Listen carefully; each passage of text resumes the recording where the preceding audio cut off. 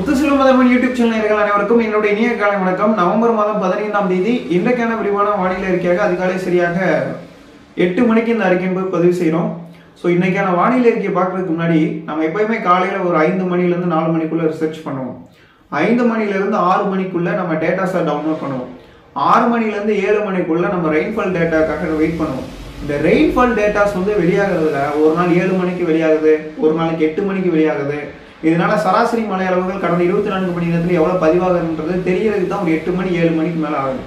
So அந்த டேட்டாஸை download பண்ணி எடுக்கிறதுக்கு தான் அறிக்கையும் லேட்டாக வருது. அதுக்கு தகுந்த மாதிரி ஸோ நான் என்ன நினைக்கிறேன்னா மேக்ஸிமம் இனிமேல் காலை வானிலை அறிக்கை ஒரு ஸ்டாண்டர்டாக 7 மணிக்குள்ளே நான் ரிலீஸ் பண்ணலாம்னு நினைக்கிறேன். ஏன்னா 7 மணிக்கு டேட்டாஸ் வருது, ஆனால் சில நாள் 8 மணி ஆகுது. ஐஎம்டி இந்தியன் மெட்ரோலஜிக்கல் டிபார்ட்மெண்ட் கொஞ்சம் 6 மணிக்குள்ளே வெளியிட்டு இருந்தாங்கன்னா நம்மளுக்கு ஈஸியாக இருக்கும் அறிக்கை கொடுக்கறதுக்கு. ஸோ நம்ம இன்னைக்கான வானிலை அறிக்கைக்குள்ளே போகிறதுக்கு முன்னாடி தற்போதைய நிலவரப்படி வானிலை அமைப்பு அப்படின்றது என்னவா இருக்குன்றதை பார்க்கலாம். நம்ம சேனலுக்கு புது பார்வையாக வரீங்கன்னா மறக்காம சப்ஸ்கிரைப் பண்ணிட்டு ஆல் என்கின்ற பெல் பட்டன் தொட்டு சப்ஸ்கிரைபாக மாற்றிக்கொள்ளுங்கள். தற்போதைய வானிலை அறிக்கையை பார்த்தீங்கன்னா அரபிக்கடலிலிருந்து இந்திய பெருங்கடல், குமரிக்கடல், தென் மாவட்டங்கள் இடைப்பட்ட பகுதியில் காற்று சுழற்சி நிலவி வருகிறது. இந்த சுழற்சியின் காரணமாக தற்போது தமிழ்நாடு அளவில் நல்ல மழை பதிவாகிட்டு இருக்கு. இதுக்கு பிறகு ஒரு நிகழ்வு ஃபெங்கல் சைக்ளோன் அப்படின்றது பார்த்தீங்கன்னா 20ஆம் தேதியிலிருந்து 27ஆம் தேதிக்குள்ள வங்கக்கடலில் உருவாக இருக்கிறது.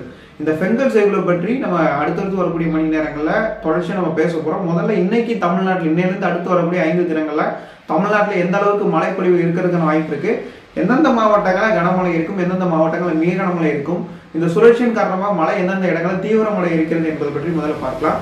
அதிகபட்சமாக கடந்த 24 மணி நேரத்தில் 48 மணி நேரம் ரெக்கார்ட்ஸ் அடிப்படையில் தமிழ்நாட்டில் ஊத்து பகுதியில் திருநெல்வேலி மாவட்டத்துடைய மேற்கு தொடர்ச்சி மலைப்பகுதியில் ஊத்து பகுதியில் தலா 19 சென்டிமீட்டர் பதிவாகிறது.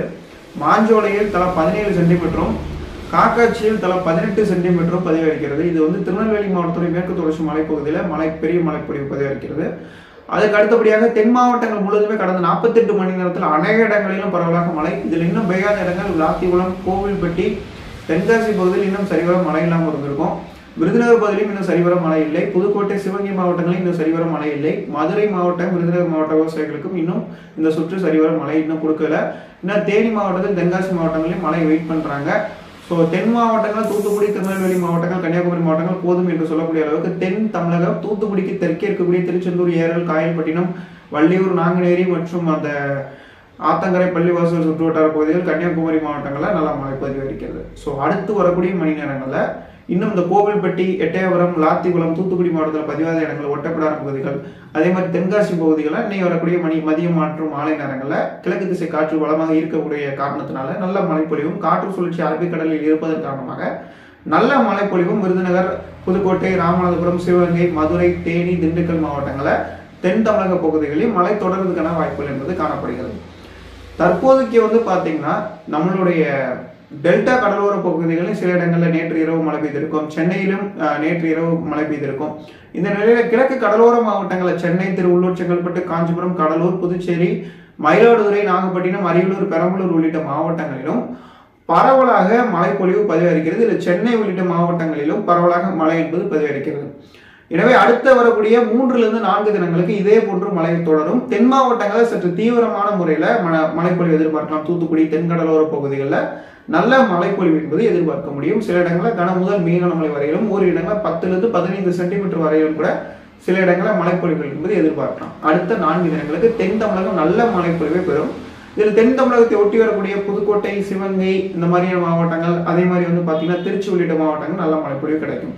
மற்ற மாவட்டங்களில் டெல்டா வட மாவட்டங்களில் பரவலாக மிதமான மழை, லேசான மழை பதிவாகிட்டு இருக்கும். அடுத்து வரக்கூடிய 5 தினங்களில் ஓரிரு இடங்களில் கனமழை. அடுத்த 24 மணி நேரத்திலிருந்து அடுத்த 48 மணி நேரம் வரைக்கும் வடகடலோரம், டெல்டா மாவட்டங்களில் கனமழையிலிருந்து மிக கனமழைக்கு வரைக்கும், சில இடங்களில் ஒரு இடங்களில் காரைக்கால் உள்ளிட்ட பகுதியில் மிக கனமழை இருக்கும். ஒரு சில இடங்கள்ல தான் ஒரு இடங்கள் அந்த ஸ்கேலர் அளவுபடி 1 கிலோமீட்டர் டு 2 கிலோமீட்டர் வட மாவட்டங்கள் எங்கேயாவது ஒரு சில இடங்களில் மிக கனமழை என்கின்ற அளவில் மழைப்பொழிவு இருக்கும். தென் மாவட்டங்களில் ஒரு 10 கிலோமீட்டர்லேருந்து 20 கிலோமீட்டர் வரைக்கும் கனமழை அப்படின்ற அளவில் இருக்கும். 25 கிலோமீட்டருக்குள்ள மிதமான மழையாக இருக்கும். 30 கிலோமீட்டருக்குள்ள லேசான மழையாக இருக்கும்.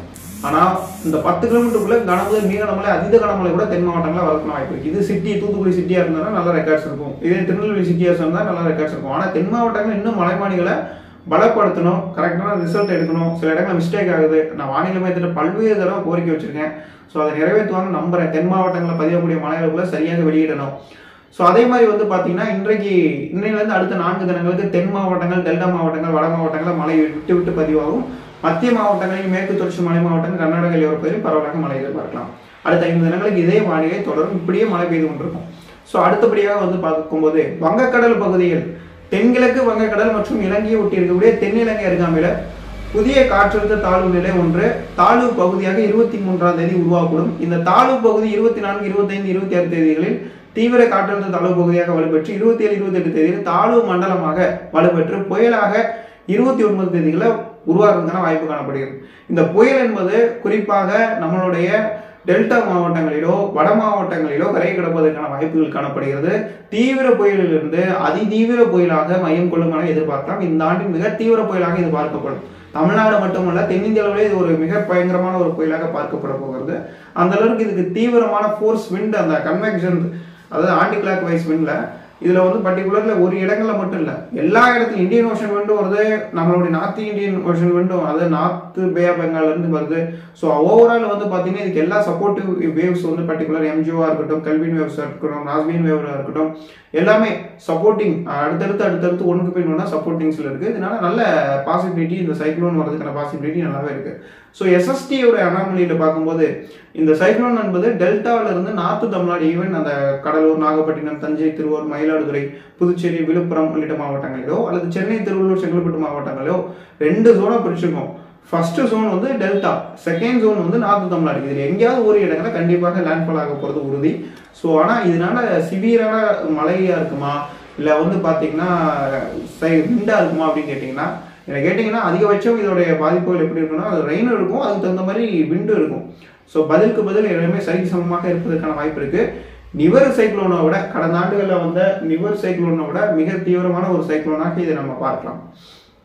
ஸோ அதுக்கு பிறகு வந்து பார்த்தீங்கன்னா இந்த சிஸ்டத்துக்கு பிறகுதான் அந்த வடகிழக்கு பருவமழை இந்த ஒரு சிஸ்டத்துக்கு பிறகு தீவிரமடையும். இதுக்கு பிறகு அடுத்தடுத்து வரக்கூடிய சிஸ்டங்களும் நல்ல ரெயின்ஃபால் கொடுக்கும்.